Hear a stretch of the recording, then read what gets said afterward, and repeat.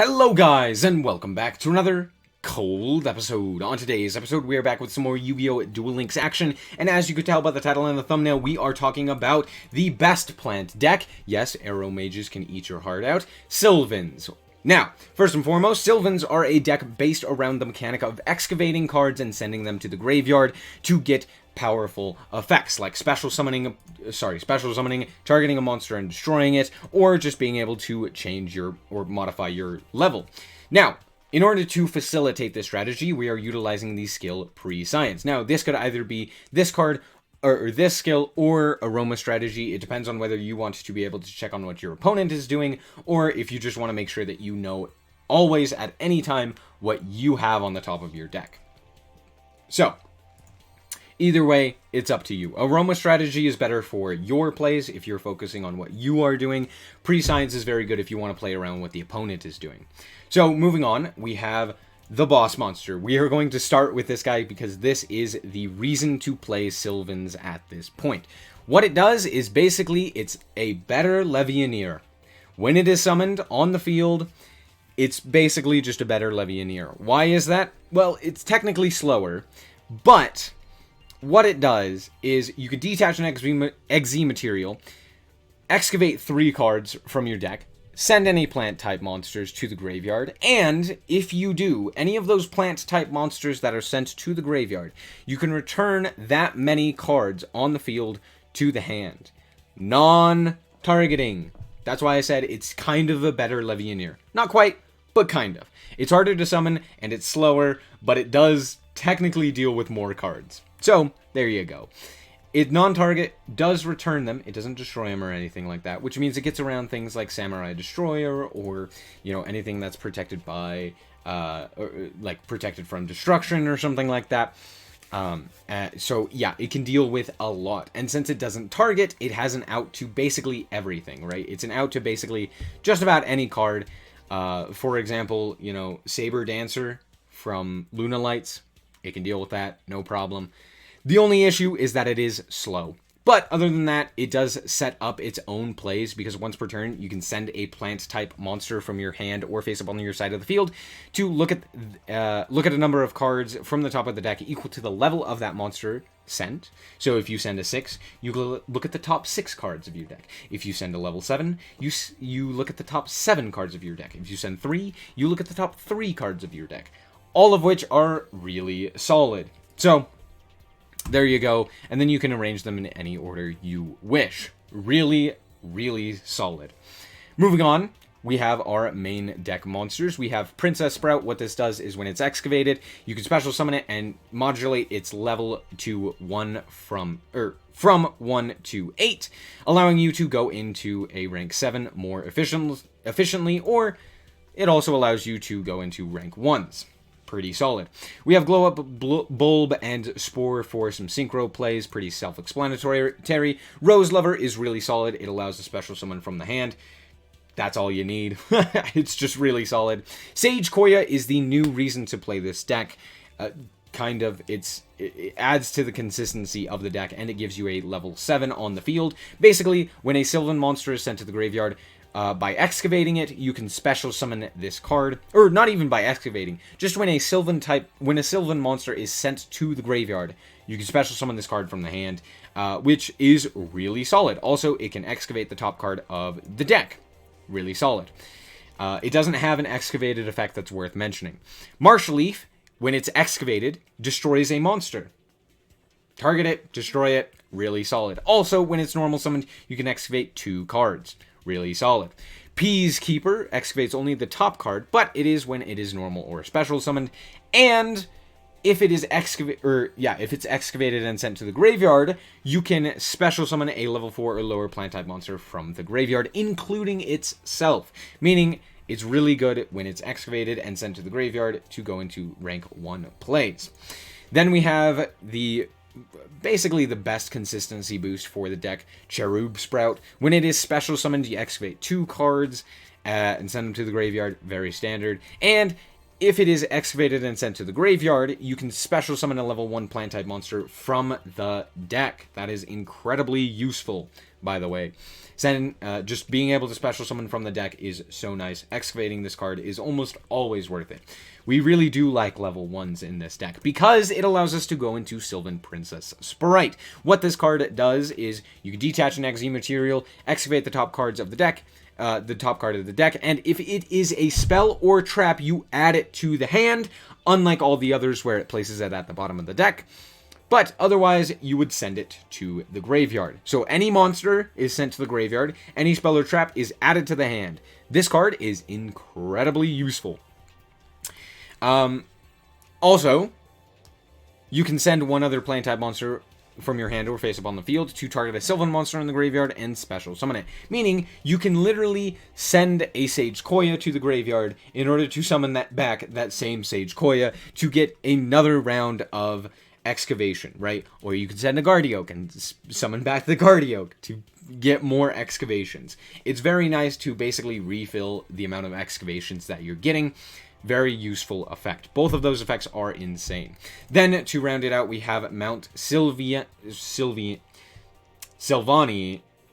I don't know how to say that word. Anyway, this card, Mount Sylvan, which basically you send a plant-type monster to choose a Sylvan card and place it at the top of your deck, and during the end phase, you can send you can excavate the top card, and if it's a plant-type monster, send it to the graveyard.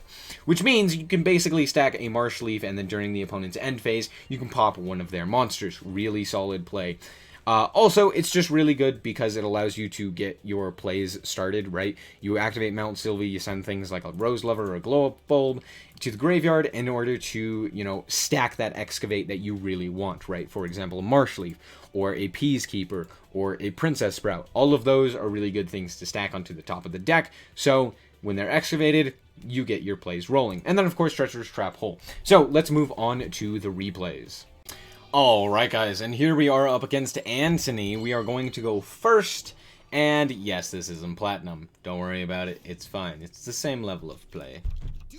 It's not, this guy is playing Blue Eyes.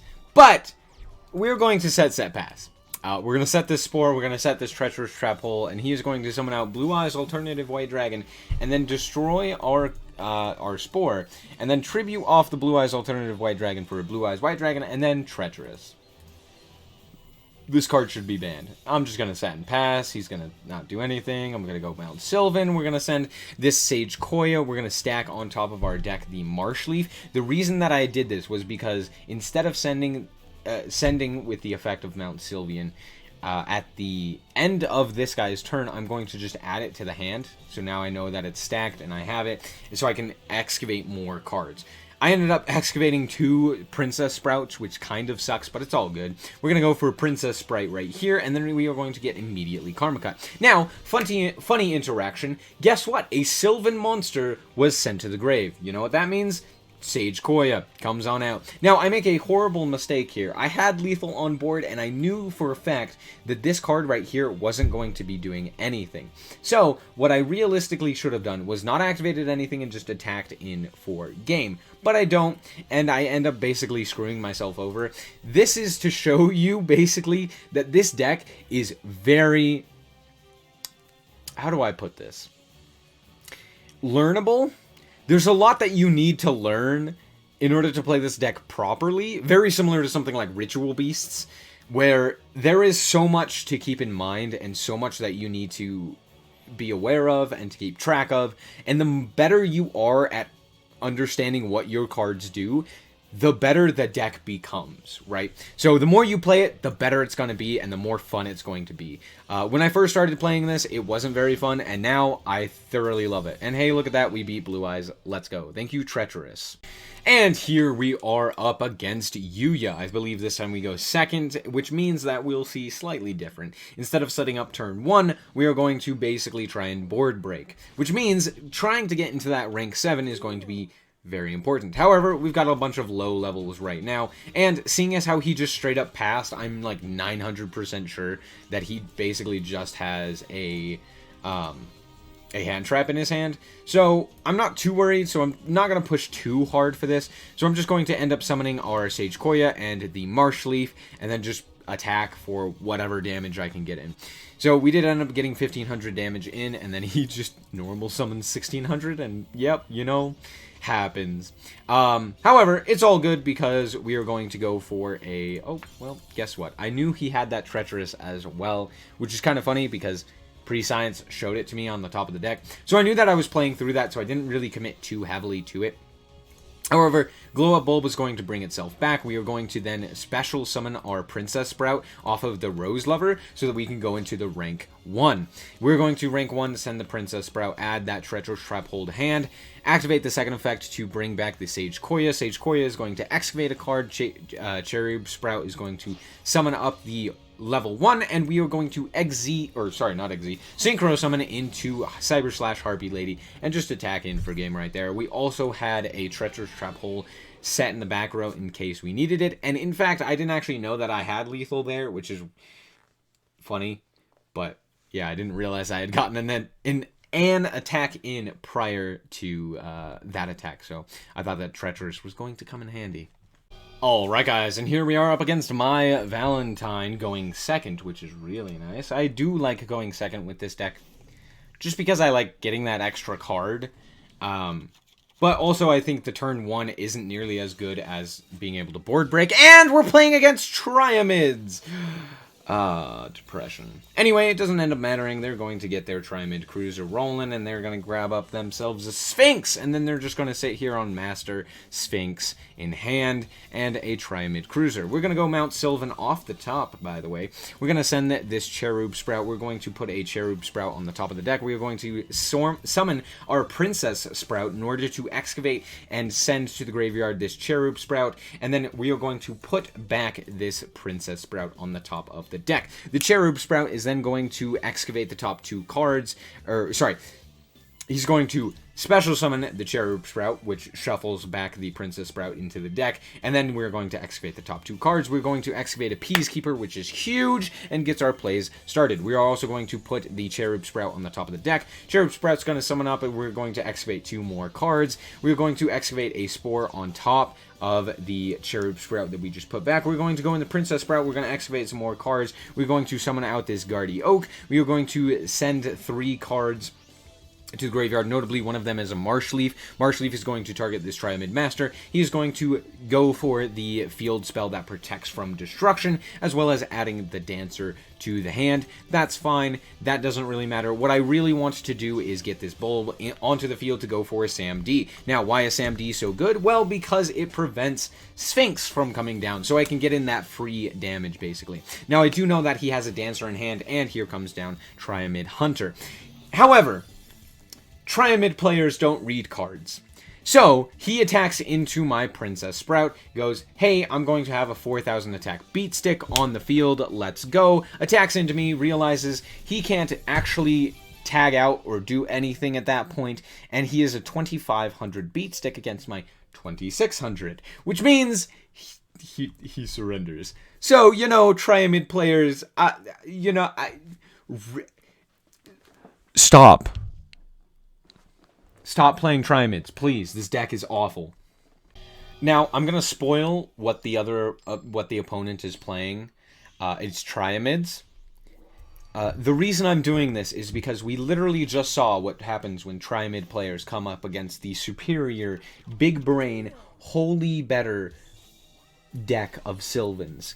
And, yeah, it's going to happen again. So, we start off with another Mount Sylvan. We are just going to send this Rose Lover to the grave. And I already knew what they were playing. So, I was like, there is no way they OTK me. So, I'm just going to stack this Marshleaf.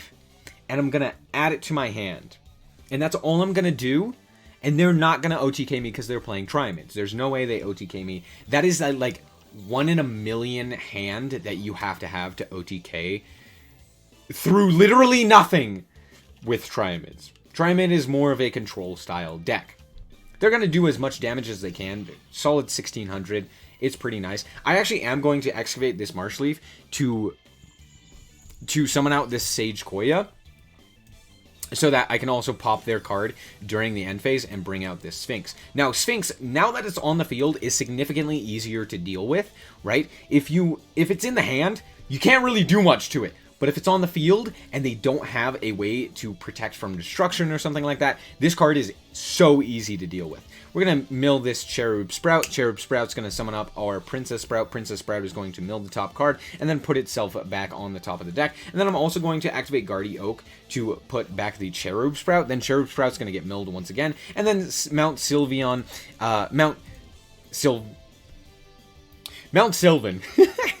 is going to send a card, put the Princess Sprout on the top of the deck. Again, just stacking the deck. Now, I do want to note that I did mess up. I should not have actually stacked with Guardy Oak. What I should have done is left it as is, and instead of just clicking yes, like a fool, I instead should have clicked no. So, don't be like me. Remember what's stacked on the top of your deck when this guy goes to the graveyard. Just make sure that you know what's going on. This deck is incredibly difficult. You really got to think about it. And make sure that you don't go to time. That never happened to me, but it could. So we are going to summon out this Guardy Oak, and then we are going to mill a bunch of cards. This is really good because it allows us to get into our rank 7. So we ended up sending the Princess Sprout in and summoning it as a level 7, and then level 7 into, or rank 7 into this guy, and we're going to excavate a bunch of cards, return them to the hand, and bada bing, bada boom, right then and there we have lethal. I'm also going to go for Sam D, because this was actually played after the previous duel, where Sam D literally just won it for me. But I don't think it matters, we're just going to attack in for game. There's no way that they're playing any hand traps, it's Triamids, so like, what are they going to do, play Kiteroid instead of Treacherous? Like, nah. So, there you go, Sylvans in action, beating Triamids. Let's go! So, quick thoughts on Sylvans. They are super dope. I think that they are incredibly fun to play. Way more fun than basically Aromages or anything like that. Any of those other decks that I've played. Other than, like, Ritual Beasts and Dark Lords and Thunder Dragons. This is literally one of my favorite decks that I have played in the entire game. Not because it's good, but because it's fun. This deck allows you to actually show how skilled you are at Yu-Gi-Oh! And as you saw in those replays, there were a lot of instances where I could have made even better plays, where I could have just straight up played better and won faster. And so it's one of those things where it's just so nice. It's so fun to play. It's enjoyable. Yeah, there's a lot of times where you just brick. Can't play the game, or like you end up going first and sitting on a board of like Sage Koya, hope they don't kill ya kind of thing. But when you do actually get to pop off, it's so fun. And it's always nice not, having people not know what cards do and just be like, oh yeah, no, it's fine. Like, you could just return all of the things to my hand. That's totally fine. You do that. So, it's great. I love this deck. I would highly suggest playing it. I would love to play against a Sylvan player. They're super cool. Yeah, ban Treacherous Trap Hole. That's going to be it for this episode. I hope that you guys did indeed enjoy. If you did, a like is very much appreciated. And if you want to check out more content like this, as well as more Yu-Gi-Oh! Duel Links action, then just be sure to subscribe. Anyway, thank you guys so much for watching, and remember to always stay frosty. Bye-bye.